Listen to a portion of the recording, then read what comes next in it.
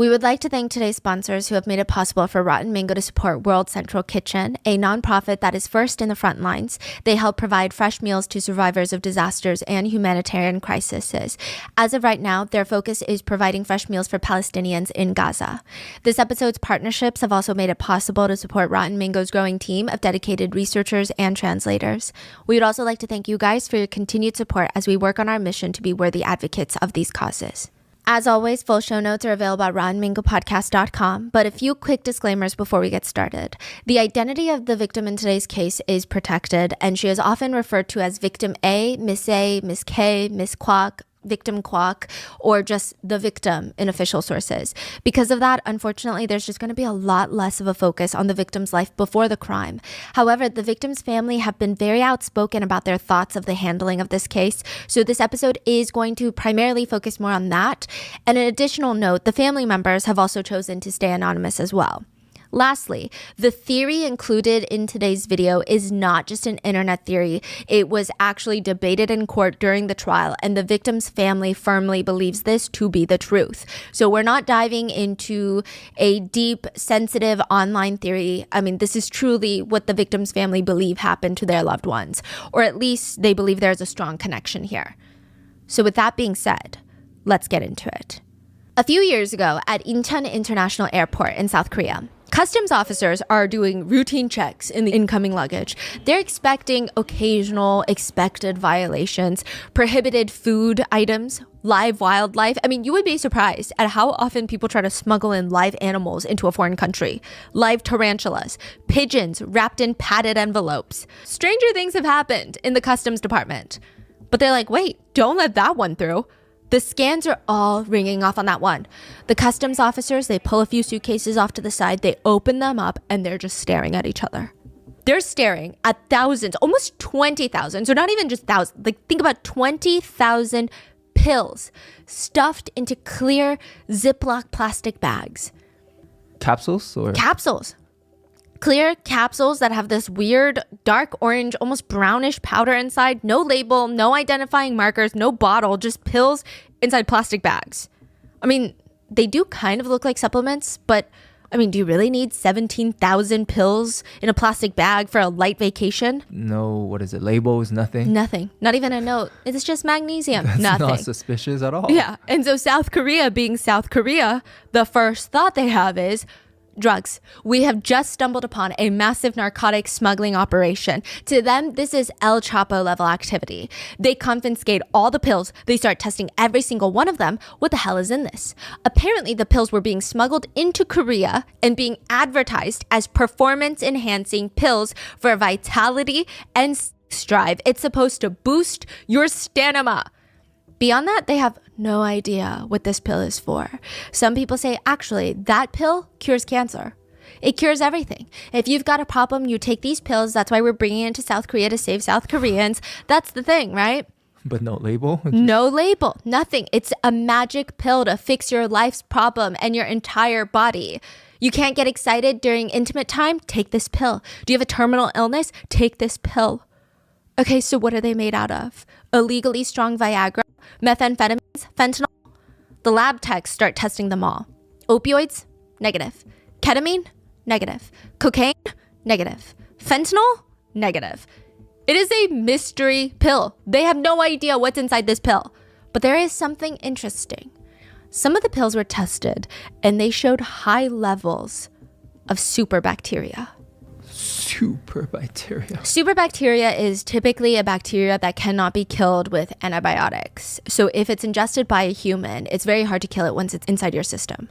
It's like a virus. Yeah, they're like antibiotic resistant. So is this some sort of bioterrorism attack? Yeah, I mean, they're going to pass these out to civilians and get them sick on bacteria that are hard to treat. It's going to cause an outbreak. I mean, it's not going to kill the country, but it is going to cause problems. It would have been a very strange plan, though, which gave someone an idea. They test the pills for something else, and they finally come back positive.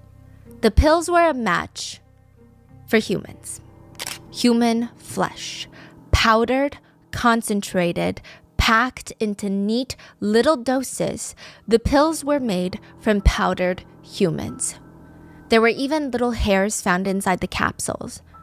But where would you even get the raw material for the human flesh capsules? And that leads them to the very pressing question of, how many humans does it take to make 17,000 human flesh capsules?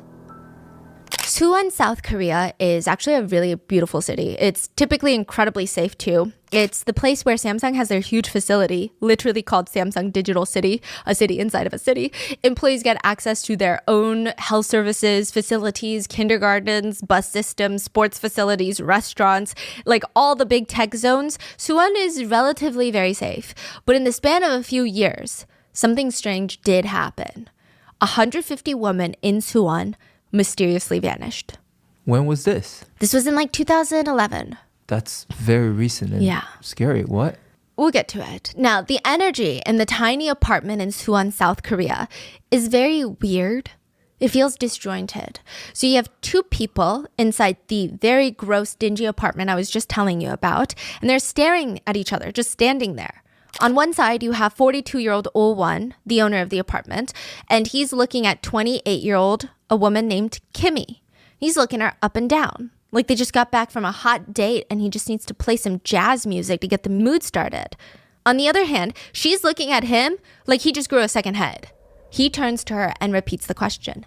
I said, how much? Excuse me? How much? I'm going to give you $1,500. Is that okay? That's 10 times his rent. I mean, there's no way that she's going to say no, right? That's what O1 is thinking. Honestly, he's kind of getting pissed off that Kimmy isn't jumping up and down at this opportunity. It's starting to agitate him. Kimmy is staring at him like he's lost his freaking mind, and she's scanning the room behind him, scanning the door, the kitchen, looking for any sort of sharp object or weapon she can use, anything to defend herself. And he continues, come on, just tell me the price. That's probably the best you'll ever get offered, so play with me. Kimmy does not respond. First of all, she's not a sex worker, which I mean doesn't change anything. No is no. But also, she had just been kidnapped off the street. 5 minutes ago, the man had attacked Kimmy in the alleyway, put her in a chokehold, dragged her into his apartment. What is he even talking about right now? Instead of trying to reason with a man like this or even trying to understand what's going on, Kimmy decides to just make a run for it. She books it, trying to get past him and head straight for the door, but he reaches out his arm, grabs her, slams her down, and drags her into the bedroom. He throws her onto the bed and starts forcibly undressing her. He's licking her all over her face and chest area, and every time he would get near her, she would fight hard. She's pushing him away, scratching him so hard that there are chunks of his skin lodged between her fingernails, but it's like he doesn't even care. He doesn't even feel it. The only thing he feels right now is the overwhelming sensation to urinate. He always had to urinate before he has intimate relations. So he walks over to the restroom. Kimmy lunges for the bedroom door, slams it shut, and locks it. So in order for her to leave the apartment unit, the only exit would be past the restroom. Oh, the restroom's outside of the bedroom. Yes. So she locks the bedroom door, like lock herself inside or? Inside the bedroom, because there's no way she can run past him to the front door. She's already tried it. It didn't work. So instead, it's easier for her to lock herself in the bedroom. And now she starts looking for an escape route. She could not have made it, again, past the bathroom. So she's looking for any sort of window. And this apartment is tiny. The window in the bedroom is tiny. It's a small fit, but maybe she can squeeze. So behind her, she's hearing slamming on the bedroom door and she just needs to hurry. But before she can even get a limb out the window, the door to the room slams open. She gets thrown onto the ground. The man punches her twice, then another 3 times in the face. She's screaming, apologizing, pleading with the man, but he's not listening. He's just slowly unrolling duct tape.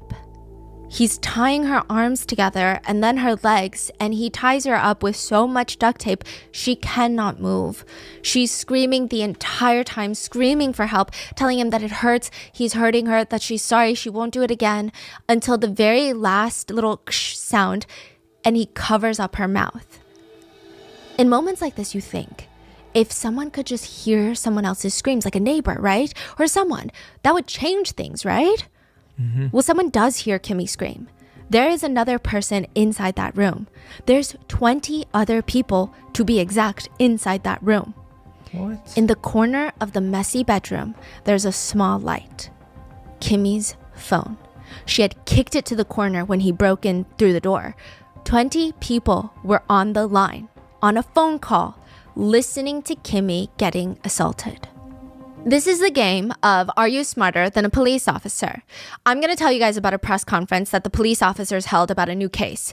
And you tell me everything wrong with it, because there's a lot. April 2nd, 2012, the Suwon Police Department make an announcement. If you're just to read the news or quickly watch it on TV and you don't focus on exactly the words that they're saying, you might think that it sounds on par with the type of news that is typically released by investigative authorities, right? The police have made an arrest in a suspected murder and dismemberment case. The police report to the public that it all started the day before with an alarming, highly distressing 15-second long emergency phone call from a victim. At around 10:50 p.m., a woman called the emergency services line and she just starts screaming into the phone. She's not trying to be coherent because she's being actively attacked. She's just screaming at the top of her lungs, "I'm being sexually assaulted. I'm being dragged in by a stranger. Help me, please." Then the line cuts dead. She does not tell them where she is, what this man looks like, who this man is, who she is, nothing. So for 15 seconds, they hear nothing but her screaming and then she hangs up. She hangs up, okay? The 112 operators are looking at each other like, okay, what the hell do we do? They have no idea where to even start looking because the call was so short, they couldn't trace it. We could try going to the cell tower location. That gives us at least a perimeter of where to search. But that's about it. That's all we have. I mean, we don't even know what the woman that we're looking for looks like or what she's wearing. We've got nothing. So they do what they can. They deploy all available police officers and they start meticulously scanning through, canvassing all the empty parks, construction zones, parking lots. Their whole police force is out there looking for this woman when they don't even know what she looks like. They comb through the residential areas, and because it's so late, they stated they didn't want to disturb the residents, so they would tiptoe up to the apartment doors or windows and slowly, ever so slightly, lean in so that their ears practically touching the door and they would just listen. Shh. The woman on the phone was obviously very loud. If they heard anything suspicious, they would break down the door and charge in to save the caller. But most of the residential areas, they would put their ear up to the door and they wouldn't hear anything. So that means the woman must not be in that unit. Time is key here. They need to be efficient. They stayed at the press conference, even though every single police officer on the squad stayed up overnight. Not a single one of them got a wink of sleep that night. They could not locate the caller. Until the morning, the sun comes up. They're still out there in their smelly uniforms that they've been crawling around in all night, putting their faces up to random residential doors listening. And a woman comes up to them. She looks embarrassed. She asks them gently, "What are you guys in the neighborhood for? What are you doing?" "Ma'am, we're looking for a kidnapped woman likely assaulted by a man." The woman looks uncomfortable. "If I had just known, I didn't know. I mean, look, I saw a couple last night. They were fighting. Maybe it's them. I didn't know that was the situation, obviously. Please, I mean, last night I saw them and I thought it was just like a married couple having a fight and I just tried to stay out of their way and mind my own business." "Well, what were they fighting about?" Well, the man was dragging the woman into the building in a chokehold." What? And you thought it was a married couple? Were they calling each other honey, yobo, baby, 자기야? "No." The woman was screaming, "Please help me." Like I said, I thought it was a married couple fight, so I stayed in my own lane and I minded my own business. "Okay, well, did you see where they went?" "Yes, they went into that apartment unit right there, the one with the greasy steel door. That's the one." You're kidding me. There is now a group of police officers standing in front of this dingy door, and it looks like the back door to a creepy warehouse that you don't ever want to be at. "Are you sure this is the one that the woman pointed at?"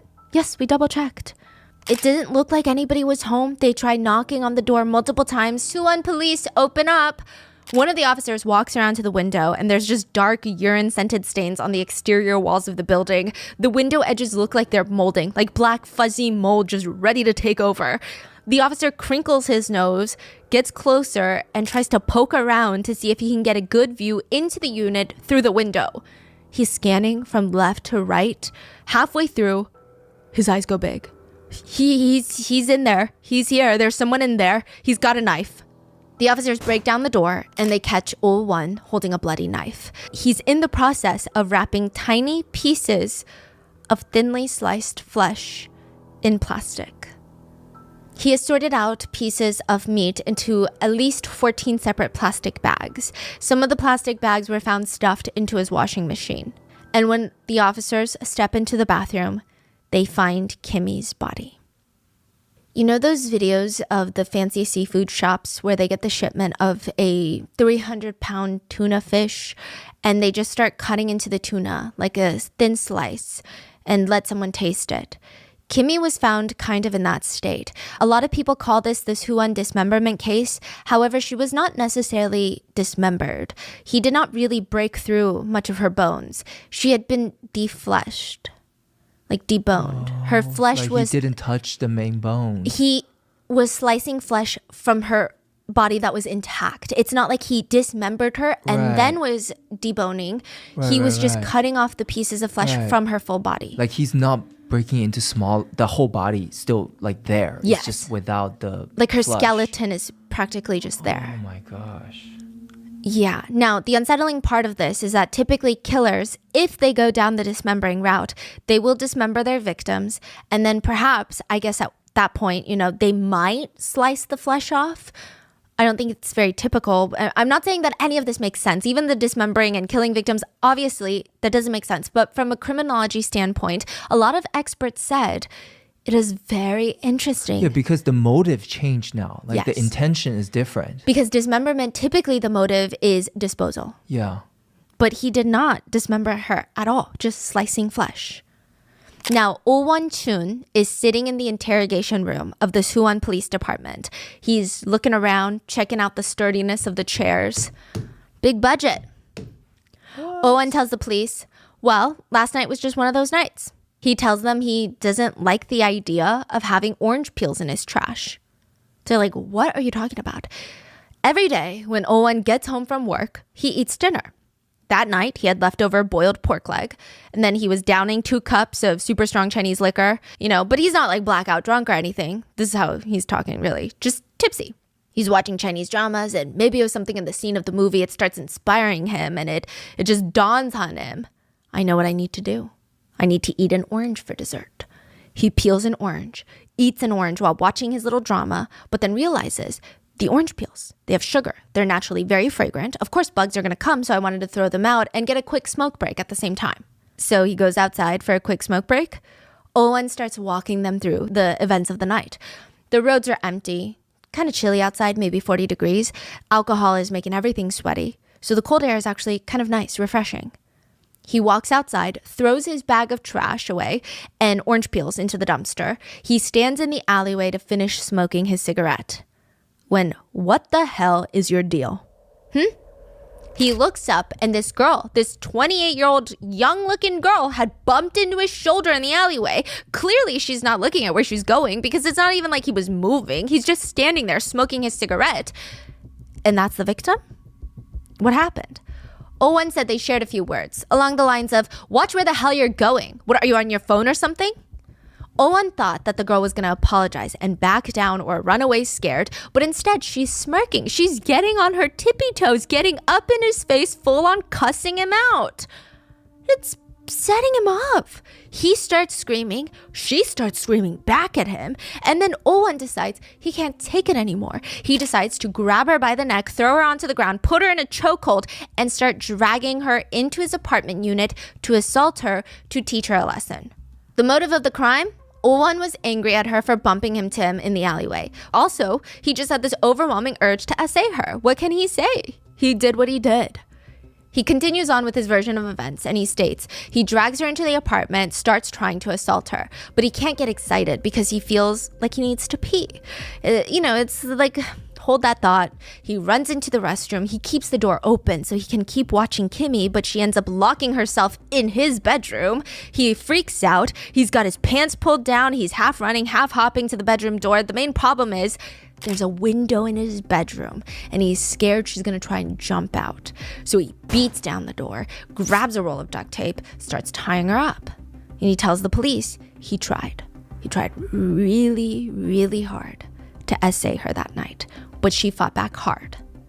So he just fell asleep with her in his arms. basically putting her in a chokehold to make sure she couldn't try and escape while he slept, which she tried, of course. But just as an extra insurance policy, he's just like half strangling her through the night. And then beep, beep, his alarm goes off. He jumps awake at the sound of his alarm, checks it, 5 a.m. And the first thing on his mind is essay. He tells the police that he looks over at Kimmy, who did not sleep all night. She looks terrified. He tries to essay her once more, but he claims that she's even crazier about fighting back this morning than she was last night. He thought that she'd be so exhausted. She's pushing her thighs together so hard, he decides there's nothing more that he can do. It's just very frustrating for him at this point. He kidnapped her, went through all of this, and can't even get what he wants. So he grabs one of those stainless steel wrenches that you see in the toolboxes. He grabs it from under the kitchen sink, marches into the bedroom, and whacks Kimmy on the head once. Blood splatters onto his walls. He says he goes again, twice. There's blood everywhere. It's such a mess. He said that it's seeping through the blanket into the mattress now, and he's just thinking, okay, I gotta wrap her up in the blanket, drag her into the bathroom. He tosses her onto the bathroom floor, and again, it was just one of those shitty nights. He just needs to clear his head first so he can figure out what to do next. He starts putting his hands over his pockets, and he's like, wow, when one thing goes wrong, everything goes wrong. Where's his freaking lighter? So he goes, he finds a spare lighter. And now with this lit cigarette in his hand, his mouth is pursed, he's puffing out smoke. Owen walks back over to the restroom just to stare at Kimmy. He thought she's dead. But out of nowhere, her body starts shaking and convulsing like she's trying to get back up. He goes into the bedroom, grabs a scarf, and starts strangling Kimmy with it. He does not stop until she stops moving. By that point, he's done. He's red in the face, exhausted.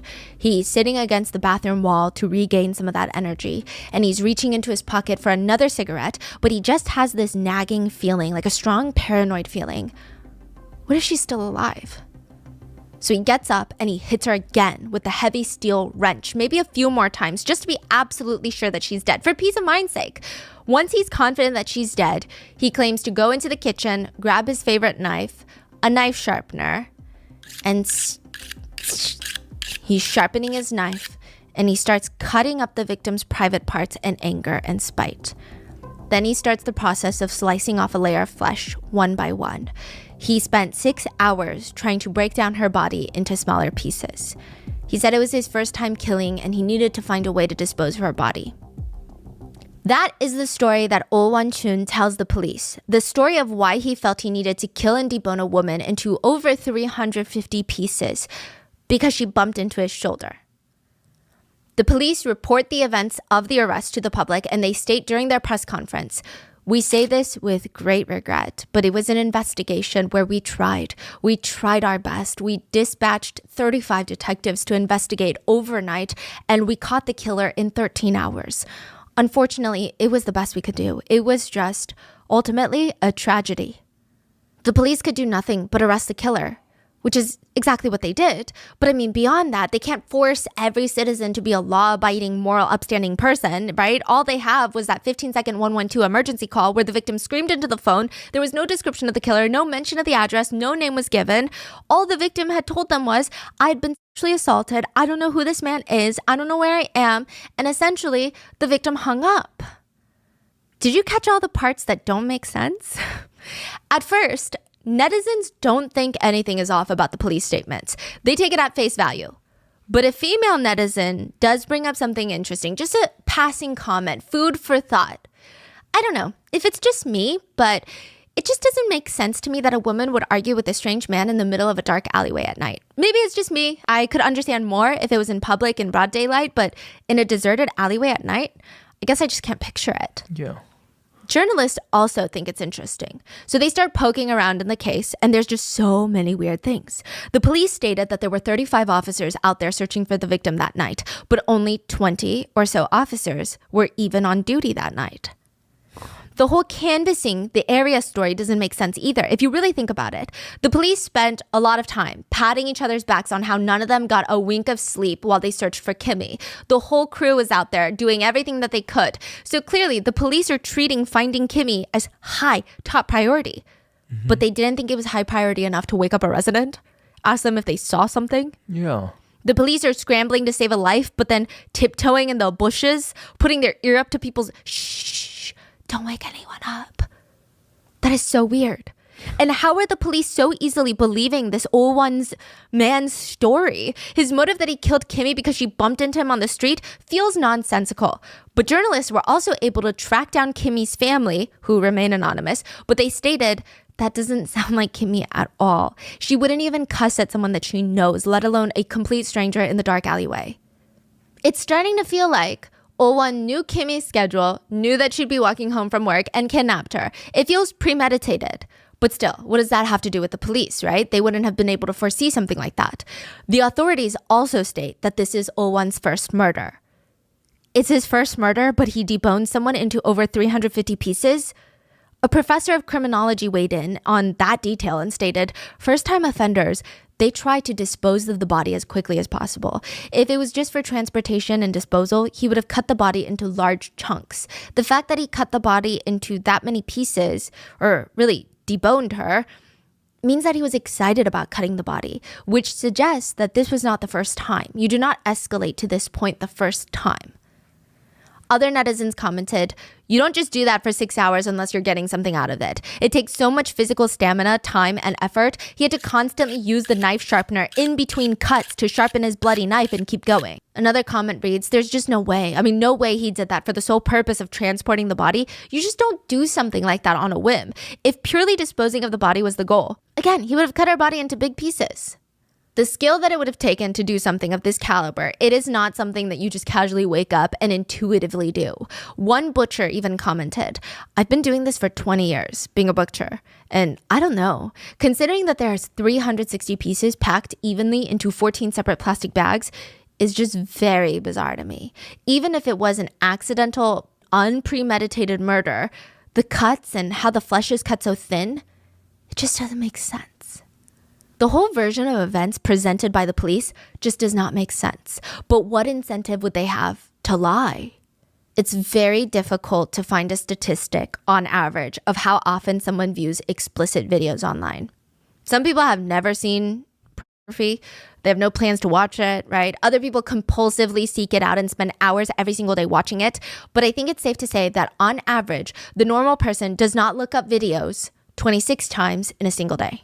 Won likes to start his days with explicit videos. While he's getting ready for work, it's playing in the background. While he's standing at the bus stop waiting for the bus around other people, he will watch it with headphones on the way to the construction site where he works. Then when he gets home from work, he's going to look again about 26 more times for the perfect video. If it's good enough, he might even considering adding it to his collection of 700 videos that he already has. But if it's not, he'll just skip on to the next. Won has an explicit video addiction, but he's also very much into sex work. There's a saying in Korea, there is no sex work in Korea except where there is sex work in Korea. Meaning sex work is technically illegal, but it's also a billion-dollar business. There's a few different types of establishments offering such services. Whiskey bars. You go there, you don't get full-on intimacy, but you still get very beautiful women to sit and sip on whiskey with you. It's kind of like a hostess bar. A bottle of whiskey is going to set you back a few $100s. There's no touching allowed, just talking, just emotional comfort, just ego inflation. Kiss rooms. You pay to pretend to have a girlfriend for a few hours. They will snuggle you, cuddle with you, kiss you, and act warmly to you like you're their boyfriend. There's very light touching allowed over the shirt perhaps, but nothing beyond that. Then there's something called barber shops. I don't think you want to get a haircut here. It's definitely a seedier place to be, but you typically get taken into a dark, grimy back room behind a barber shop, and they will unenthusiastically help you arrive at your destination. Typically, it's older, less attractive women that have been doing this perhaps since longer than you've been born.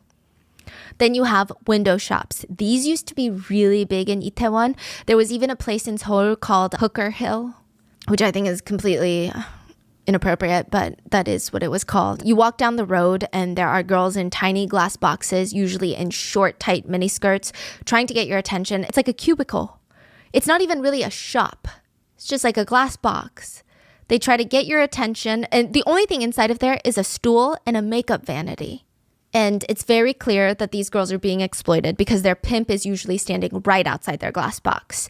But I guess you could choose the person you would like, walk into their glass box. They have a little curtain that they draw, and they try to get you out of there as quickly as possible.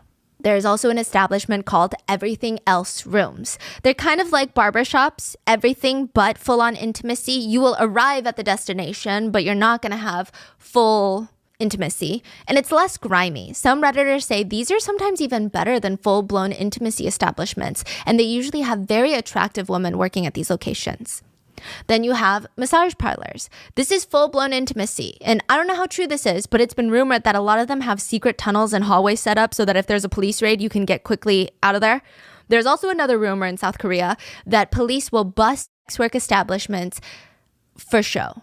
They'll actually call the establishment to get rid of all the clients, and then they'll come bust it, and then it'll proceed under a new business name typically. Then you have establishments called opisthels, which is like a modern version of a brothel. There are apartment buildings where many of the apartments are rented out by rings of sex workers. So you walk into the apartment building and each apartment unit is set up like a girl's personal apartment. Highly doubtful that anyone actually lives in this building. I guess it's just part of the fantasy. They say it feels like you're walking in as their boyfriend. You're walking into their personal apartment and there is full-blown intimacy. It's stated that they're typically not in a rush to get you out of there because it's more of a repeat client-based system. Then you have something called delivery services. You walk into a love motel, ask the front clerk, "Can I get a delivery girl's number?" They will typically divert you to an organization that sends you a random girl to the motel room door.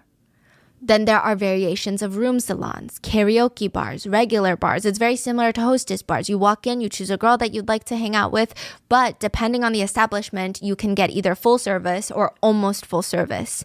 And that can cost you anywhere between sometimes $100, $200, the really good ones, thousands of dollars. Like an hour. And there's even something called 바카스 ladies. So 바카스 is this famous energy drink sold in Korea, and you really only see older men drinking it. So 바카스 ladies are sex workers in their 60s. Sometimes they're in their 80s. They usually solicit older men that play chess at the parks. Yes. But allegedly, and I don't know how or what this means for society and the social context of things, but there has been a rise in younger men, guys in their 20s, 30s, 40s, actively seeking out 바카스 ladies.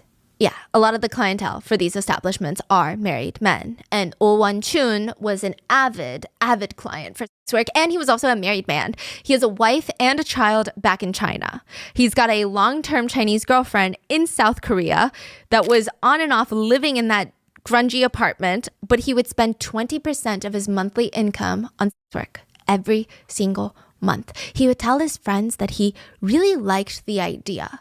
It was amusing to him that he could get intimacy by just paying for it. Each service would cost him about $100, and he would throw in another $10 for the woman's taxi ride back home. So maybe the police were right. The man is just unhinged, addicted to abusing women sexually, and decided to debone and deflesh the victim in the most humiliating, gruesome way possible. 8 journalists from a newspaper called 동아일보, one of the largest newspapers in Korea, they decide to investigate the whole story. They go back to the neighborhood where Oh-won lived and they try to retrace the steps, each version of events. They're rereading what the netizens are saying and they're thinking, yeah, nothing's adding up either. They start knocking on every single apartment unit nearby. Knock, knock. Hi, we're journalists from the 동아일보 and we're wondering if we could just get a moment of your time. The journalist went to over 317 locations, spoke to over 137 residents, and only 4 out of all of them remembered seeing the police out and about that night. The others were like, the police were searching this area. I was awake. I was outside. I looked out my window. I actually went up to pick up a delivery and I saw nothing. Most of the residents just said, if the police were searching, we had no clue about it.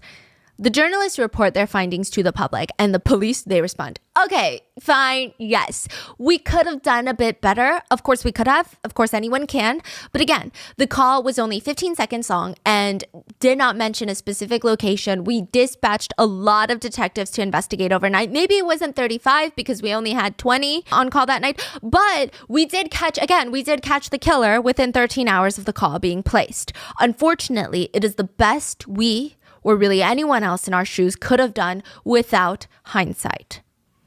The interviews could have been conducted better, yes, but we searched the area around the scene reported by the victim. But because it was late, we were unable to knock on every door and search. The public and journalists agree. Okay, well, if the police have nothing to hide, just release the 112 call. I mean, that's just going to clear everything up, right? Let us hear the 15 seconds and we'll decide for ourselves if you did a good job or not. There are some rules when you're an emergency operator, but there is one thing that you're taught. In this line of work, seconds are the difference between life and death. There's no real guideline on how to have a good response because every single call is different and they need to be handled accordingly. One 911 operator said, people are calling you on the absolute worst days of their lives. The stress response is varied. Some people will call you awful names, or some of them will just sob so powerfully into the phone that you cannot understand them, or they will scream until their voices go out. They have no clue how to tell you where they are. They have no idea how to even explain what's wrong. Another operator said, stress. You've either got what it takes or you don't. The difference between stress in this job and stress in any other job is that if you have a shitty day here or if you freeze under pressure here, people will literally die. They said the moment you pick up that call, you have no idea what's on the other side. It could be a prank call. Hey, help me, my mom's not breathing, or my baby is choking, or please, my husband is stabbing me. In a matter of seconds, it's up to the dispatch to get all the information that they need. Where's the call coming from? Where are they? Are there weapons involved? What does the suspect look like? What exactly happened? The person on the other line is probably panicked, could be actively dying, and you need to get as much information as possible. Using short words and phrases, you got to calm them down, but also, okay, John, stay with me. I need you to tell me if your wife's chest is moving up and down. Can you tell if she's breathing? Can you check for me? If they don't know their location, can you tell me what you see outside? Can you see any road signs? But the number one unspoken rule that doesn't even need to be voiced is you have to do everything to save a life when you can. The police released the 112 call transcript from Kimmy the night of her murder. 911, what's your emergency? There's a woman's voice on the other line and she's half whispering, half trying to hold in her screams. It sounds like she's doing everything to not scream and cry into the phone, which is what she wants to do, but she's fighting it to stay calm. She's not hysterical. Is it a transcript or is it the actual audio? So it's a transcript. I believe one of the major news networks was able to hear the actual audio and they recreated it using the transcript. So we do have an audio version of it. However, that is not Kimmy's voice. Yes. So they didn't release to the public. Got it. Now, they did release the transcript to the public, though. Okay. And then the audio, the recreated audio is released to the public. Okay. The woman is trying to tell the authorities that she's in danger and she needs help. She's speaking clearly. Hello, I'm at this house before the Mokgol playground and I'm getting essayed right now. The Mokgol playground? Yes, right. I'm at the house before the Mokgol playground, but I don't know exactly which house I'm in. In Chidong neighborhood? Yes, just past the Chidong Elementary School on the way to Mokgol Playground. Okay, I'm going to try and locate your phone right now. Kimmy sounds relieved. She lets out a cry and politely responds, "네," which is like a combination of yes and like almost a thank you. Wait, ma'am, did you say that you're getting essayed right now? Yes. And you don't know your exact location? Yes, I don't know exactly where I am. It's past Chidong Elementary, a little past the elementary on the way to the Mokgol Playground. I've locked myself in his bedroom. Who is doing this to you? I don't know. This 아저씨, please. Hurry up, please. Side note, 아저씨 means old man. In this context, the way it's being used as a description, literally an old man. So clearly she does not know this man. She states, I don't know this old man. Well, who? What do you mean you don't know how do you know the man? I don't know him. He's a stranger. Then how did you get locked in his room? How did you get into the house? I just locked myself in the room. I locked the door just now. You locked the door? Yes, I locked the door when he left the room for a minute. Can you please tell me again, where did you enter from? This is 15 seconds? Just wait. At this point, it seems that the officer on the line is starting to get frustrated. He has all the other officers pick up the phone and listen to the conversation with him. Okay, so side note, at this point in South Korea, all 112 calls were dispatched to the local police station. So the police at each police station were also trained to receive emergency calls and respond to them quickly and efficiently. 20 police officers in the station pick up their phones and are now listening to this woman getting assaulted. 20 of them hear the slamming of the door, whatever locked door Kimmy was behind, someone slamming into it, and they're listening. And then all 20 of them sit there and listen to Kimmy frantically begging for help as a man breaks into the room. She's begging for her life. She's screaming, "I beg you, please. I'm sorry, Ajashi. Please, please. I'm so sorry. Please, this is my fault. I'm sorry." The man in the room with Kimmy is not talking. He's not making any noise. All they can hear is ksh, ksh, the sound of duct tape being unrolled. Okay, so they're listening to this? Yes. Okay. For a while, the 20 police officers say nothing. Then one of them opens their mouth while Kimmy is still screaming. "Hello? Can you tell me the address again? Hello? What? Hello?" 저기요, 지금 성폭행 당하신다고요? 성폭행 당하고 계신다고요? 네네. 들어갈 때 다시 한 번만 알려줄래요? 잘못했어요. 잘못했어요. 여보세요. 주소 다시 한 번만 알려주세요. For 1 minute and 20 seconds, Kimmy is screaming out in pain, begging for forgiveness, and then the line goes quiet. Kimmy hangs up. Time is a very interesting thing because sometimes we perceive time to be moving slower or faster depending on what we're doing, but it is still a very objective measurement. 60 seconds will always be 60 seconds. Even to someone, if it feels like 90 seconds or it feels like 15 seconds, 60 seconds is 60 seconds, right? So the police are trying to say, well, remember how we said it was 15 seconds? It was actually a minute and 20 seconds. The phone call that the police released is 5 times longer than what they stated it originally was. And now the public has 5 times the questions. Why would you lie and say it was 15 seconds when it wasn't? I mean, that doesn't even make sense. And first of all, didn't the police say that she never gave any sort of address? In the release transcript, she doesn't tell them the exact location, fine, but she does get as close as she can. She clearly tells them she's near the elementary school in the direction of the playground. It's not exact, but it's pretty damn close. She basically gave them a scope of a few blocks to search and find her. With her description and some critical thinking skills, the police could have narrowed down their search to a 2 to 3 block radius. She practically pointed to a map, drew a big red circle for the police officers, and told them, "I'm in here." But the police on the phone, instead of asking her questions that can narrow her location down even more, asking what kind of building she's in, what floor of the apartment unit is it, if there's anything she can see out the window, what kind of stove does the kitchen have, do you remember any characteristics of the building, what color is the building, they just scream into the phone vague, frustrating questions of, "Where are you? Hello? How do you know this man?" Side note, Kimmy was incredibly accurate with her information. She was trapped in a house that was 264 feet away from the elementary school, about 105 steps, basically 1 block away. She was also just a 7-minute walk away from the police station. 7 minutes from these people, these Yes. cops. Yes, So that means they could have gotten there within minutes. within minutes. Also, why are the police still talking when the perpetrator comes into the room? They're actively putting the victim's life in even more danger. Because Kimmy, later we find out that she did throw the phone to the other side of the room. But if he was not so busy with his duct tape, he could have easily heard them and realized that she called 112 and felt the need to kill her to cover his tracks.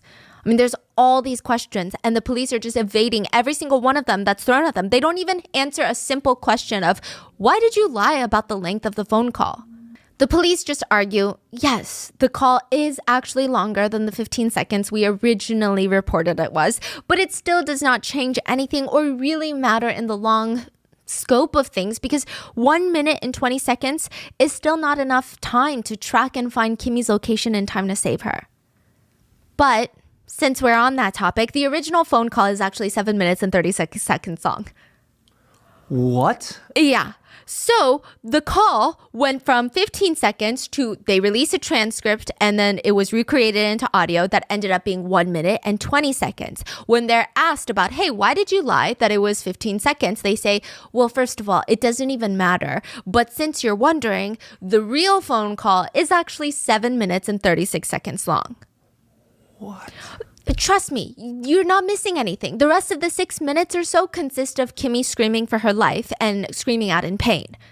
That's what the police are saying. They stated that they didn't think that they should be including all of that for the world in consideration for Kimmy's family. Which Kimmy's family said, release the tape.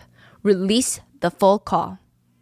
They said, we don't trust the police and release the full phone call. The call went from being 15 seconds to 1 minute and 20 seconds to now 7 minutes and 36 seconds. And Kimmy's family wanted all 7 minutes and 36 seconds to be released to the public. Because remember, the police said the 6 minutes, it's just of Kimmy screaming for her life. But with all of the public, the reporters, everybody on them, they are forced to release the full transcript. Now, a few minutes in to the unheard 6 minutes, the police on the other side, they're talking to each other. And the tone is casual while Kimmy is screaming in the background. They're not even talking in a hushed tone. They're not on mute. They just say, is she at the playground? I could have sworn she said that she was at the playground. I think she said it was a house. She said it was a house, no? Wait, someone tell me the address again? While they're discussing very slowly, conversing about what to do, Kimmy is crying and her cries are getting weaker and weaker and she's barely audible by the end. It's clear that she's been tied up and a piece of tape has been placed over her mouth. She's unable to even scream at this point. And the police knew that, which remember, the police are putting up their ears to doors to check residential homes. But that's moot point because they can barely hear Kimmy over the phone. So how are they going to hear her through doors? After 7 minutes and 30 seconds of listening to Kimmy screaming, one of the officers turns to the other and he is heard saying, I think they know each other. I hear the man's voice. It sounds like a married couple fighting. Then You're another... shitting me. No. Then another officer in a frustrated tone says, let's just hang up. And the line goes dead. The police hung up on the victim. The police stated the call was 15 seconds until the victim hung up. The police stated the call was fine, 1 minute and 20 seconds until the victim hung up. The truth is the call was 7 minutes and 36 seconds until the police hung up. So, obviously it wasn't a couple's fighting. No. So why did they say that, you think? I think they're lazy. That's what a lot of netizens and Koreans think. They're just lazy. They think she's going to be essayed and released, and they don't really care much about essay. Wow. Yeah. It's very likely that Kimmy risked her life to throw her phone across the room to keep the police online while Won attacks her because she believed the longer she stayed on the phone, the easier it would be for the police to track her phone's location and they would come and save her. She trusted the police. All hell breaks loose after this phone call is released. Netizens are ripping into the police demanding answers. Oh, if it's a domestic call, you don't think that she would know her address? Others were confused. Wait, so if a man and woman are fighting, it's automatically a domestic dispute? And if so, then what? You don't care? It's fine because it's his girlfriend or his wife. He can do whatever he wants to her? Some people were just straight up mocking the police. Hello, this is 112. Yes? You're getting assaulted? What's the address? Wait, I'm sorry. Who's the person doing this? Wait, he's got a knife? He's stabbing you? Is it a sashimi knife or an ordinary knife? Hello? Another one just bluntly put it, fried chicken delivers faster than the police.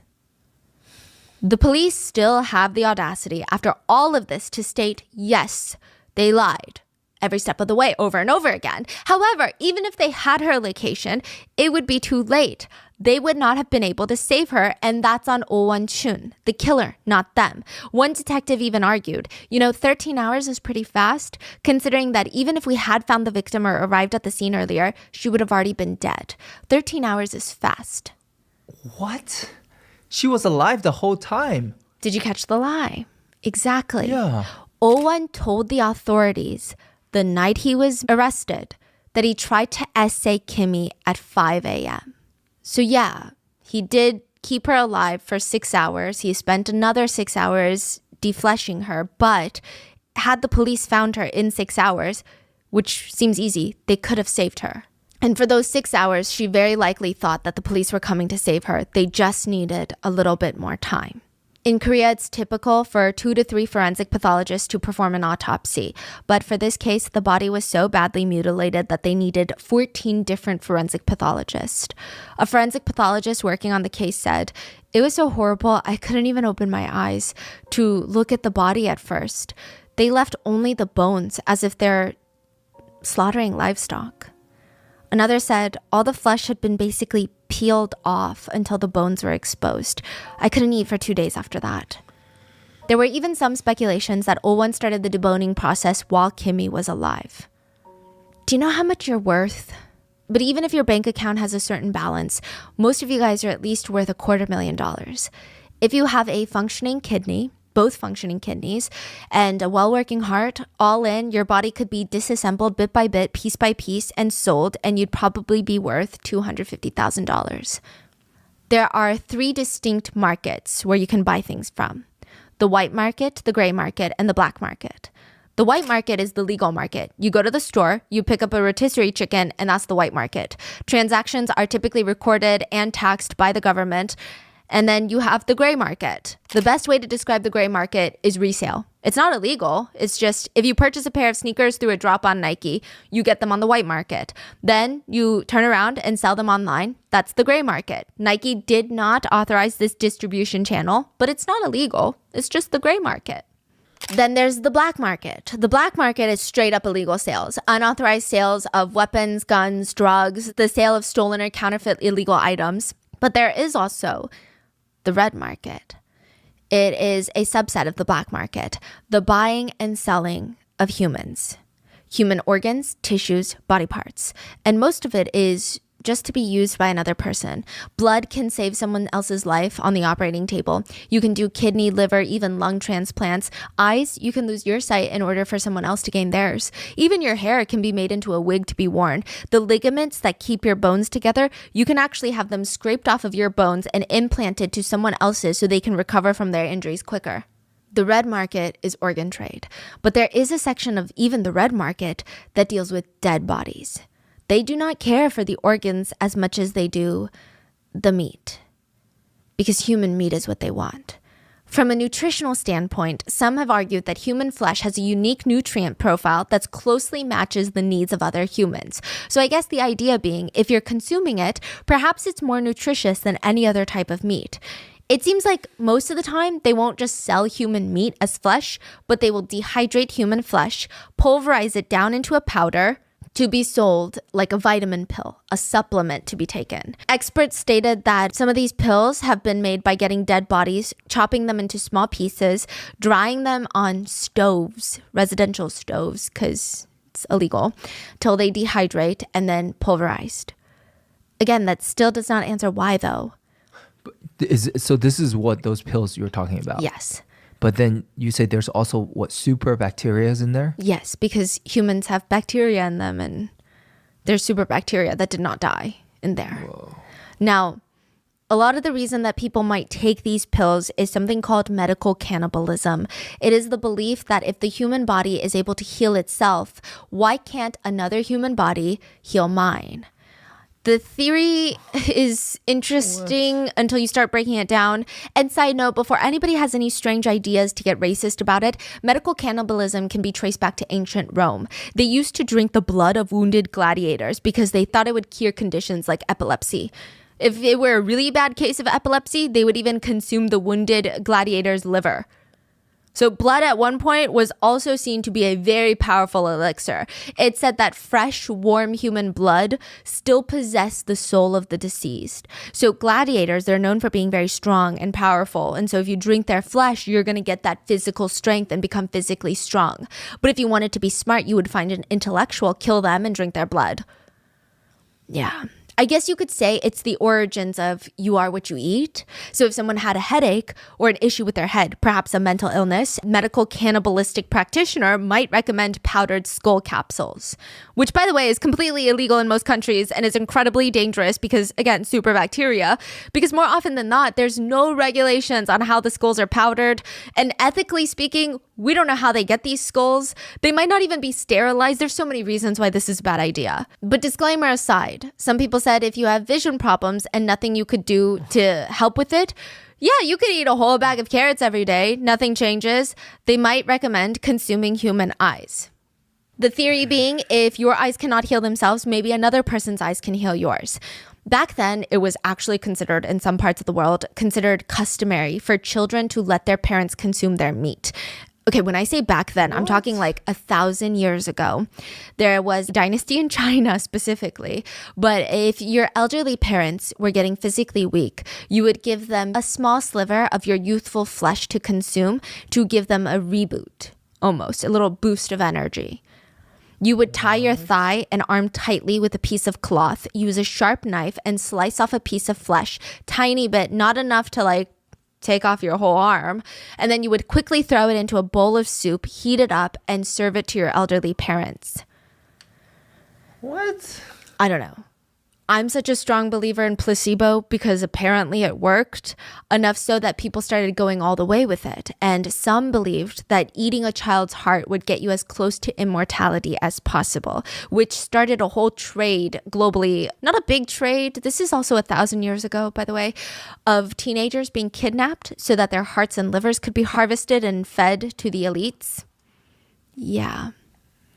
Isn't there like the rumors of like what was it, like Pedo Island? What's his name? Jeffrey Epstein, yeah. Wasn't there the whole thing about that too, eating? Yeah. So, I mean, I guess these conspiracies, most conspiracies do get inspired or do get passed down from different things. Maybe this is one of those. Now, sometimes they would literally cut open a young girl's chest, dig out her heart, and like take it home to enjoy. It's a lot. It is a thing that exists, medical cannibalism. It's not prevalent, it's not everywhere, but it does happen from time to time. Oh-won's trial was centered around the idea that he did not kill Kimmy for the motive of essaying her like he claimed, since he never actually essayed her. Kimmy's brother argued, based on the killer's size of being nearly twice as large as Kimmy, if that was truly his motive, he would have done it. He would have essayed her. So the family believe, and many netizens believe, he's lying about his whole motive. His real motive was that he kidnapped her for the human meat trade, and perhaps he tried to essay her at one point, but it wasn't working, and that wasn't his real motive. He needed to get her flesh instead. In support of the theory, it's argued her flesh was meticulously mutilated over the period of 6 hours. Her organs were left intact. The way her body was defleshed feels more like butchering. The way she was defleshed into sliced thin pieces and portioned out, it's almost like she's being placed into packages, and also thin slices are easier for dehydrating. Netizens also argued the fact that he sliced every other part of her body except her face and calves, so knee down, that feels intentional. Let's say you get off actually on the sick pleasure of deboning someone, because that's what a lot of criminologists were trying to explore. Why not go for the face or the calves? The face especially, it's probably the most visually depraved thing you can do. And would a sexual deviant who wants to get off on something like this not want to do that? Is it because there's not enough fat on the face to make it worthwhile to cut? And it's hard to cut into uniform slices? Also, the calf part, even on cows, it's called beef shank. And the cut is known to be particularly tough. And it's very lean meat with a significant amount of connective tissues. So the stringy bits in the meat, it's hard to break down. You got to tenderize beef shank for hours for it to be good. Additionally, there are a ton of odd things that also don't make sense. Oh-won made about $1,300 a month doing manual labor. When he was arrested, he had already saved $5,000 in his account. He traveled back and forth from China, where he's from. He's Korean Chinese. So that's like me being Korean American. He's ethnically Korean, but citizen-wise, he's Chinese. Now, he would visit China once or twice a year. He would send his wife and children money. Over the period of 4.5 years, he sent them over $50,000. What? Wait, 2 years, 50,000? That's more than he made. 4.5 years. Oh, 4.5 years. Still. It's still almost a lot of majority of his income. And he also spent money, 20% of his income every month on sex workers. One netizen commented, wait, let me get this straight. If he worked for 25 days on average per month for 10 months a year, minus the winter because, that's construction, he would earn maybe at most with high season 17,000 a year. So how can he send 8,900 per year to China and still purchase sex and still have 6,300 left over in his bank account? However, the prosecutors could find no incoming transactions that did not look legitimate. But I don't think anyone is going to be PayPaling someone for human flesh. Won also had much sharper tools at his disposal. He had a saw, electric drills inside of his apartment unit, all of which would have been much easier if he was trying to dismember and dispose of Kimmy's body. But instead, he chose a kitchen knife that he would stop every 30 minutes to 45 minutes to sharpen. Conveniently, Won also deleted all of his past phone chat logs, his text messages, his phone calls from the past 2 months, deleted them. He didn't delete any of the explicit videos or evidence that he's engaging in sex workers with, even though that's illegal, but he deleted his phone call log and chat logs. Why? When the judge asked him why, he just responded, I just would make calls without any special reason, so. Many netizens believe prison is less scary than whoever he might be working with. And if he was the reason that they were caught, maybe it wouldn't be good for him. They think that there's a whole human meat trade going on. Oh, they're saying it might be better just leave him out there and then he will get killed by the... No, it's like for Won, it might be better for him to just be in prison than to accidentally snitch on everyone in the alleged human meat trade that he's allegedly a part of. It's like, would you rather turn on El Chapo or just go to prison for a few years? Oh, I see. Yes. So for him, he decided that's better. Because why else would he delete all those chat logs and text messages? It just seemed very strange. Even the victim's family stated, we believe the motive for the crime might be connected to the human meat market. Won could have killed our sister to supply human meat. It does not appear the motive to be a sexual crime or just murder itself. It seems like it was much more than just murder. The court determined that even though the motive for the crime is not clear, it is highly likely that the defendant mutilated the body for the purpose of using it for an unknown reason, aka human meat trafficking. The judge stated, the defendant shows no signs of remorse, even if the death penalty is inhumane punishment that strips a human being of his life. We have no choice but to hold him accountable for what he did. He shows no remorse or possibility of correction. The means and methods to the murder were cruel and grotesque. The defendant took the victim's dignity after attempting to essay her twice, and then he desecrated her corpse by slicing her flesh off bit by bit. This is a crime against humanity, one that shakes the foundations of society and cannot be tolerated. Judging by the way the corpse was found, it appears that the motive was potentially to provide human flesh from a corpse or for other illicit purposes and not simply essay. The basis of that being the fact that Won spent 6 hours dismembering the body. If his goal had been to dispose of the body, he likely would have attempted to minimize the time spent dismembering. Additionally, the regularity of size and shape in the excised portions, as well as the careful carving of the kitchen knife when Won had a saw and other instruments readily available, and the fact that the portions of the roughly equal-sized meat were then divided into plastic bags, this all leads the court to believe that there was clearly a different motive than just essay and murder. Wow. To that, Won denies all the allegations, and he states, I will be filing an appeal because of the false allegations that I sought out human flesh. I only deleted my phone records before committing the crime because I feared that my friends might see my text messages suggesting that I purchased sex, which would be embarrassing. Which is funny because he's got all those business cards and like all these things everywhere. I earned the extra income for my family by working hard with my father in China, not in South Korea, so that's why there are no records. June 15th, 2012, the court sentenced Won to death. He appealed the court's verdict, and October 18th, 2012, it was commuted to a life sentence. Yeah, they could not prove that he was selling flesh for medical cannibalism.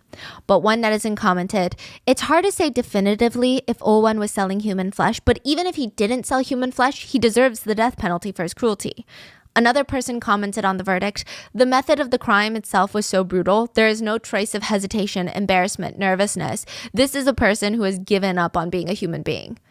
Another netizen stated, the ruling saved him twice, but killed the victim's families twice. There are other people who do not believe Oh-won killed Kimmy for human meat trade. They believe that he's just a depraved psychopathic killer and that everyone else just kind of ran with these rumors. But regardless, they believe that his lack of remorse coupled with his isolated social life, almost no strong interpersonal relationships, he is at high risk of offending again.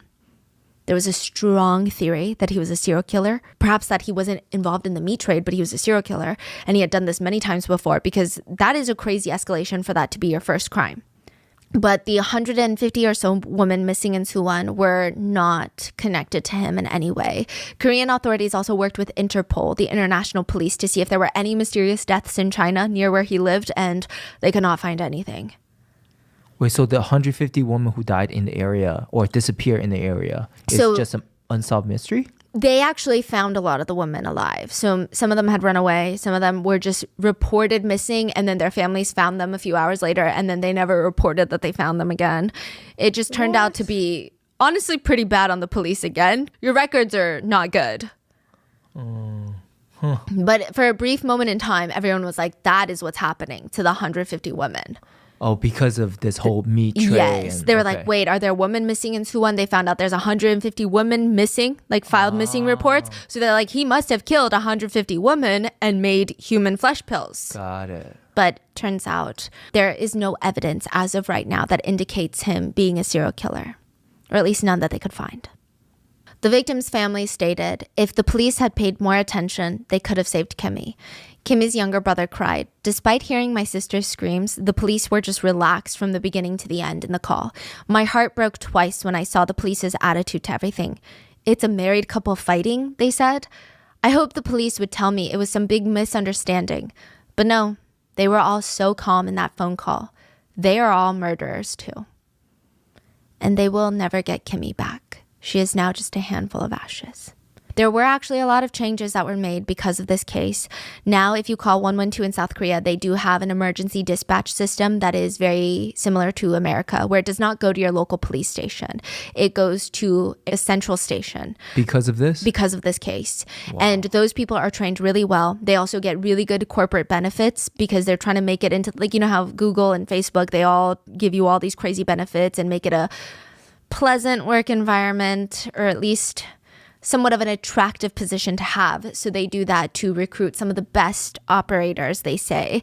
They also stated that they're trying to hire operators that were already veterans in the police force.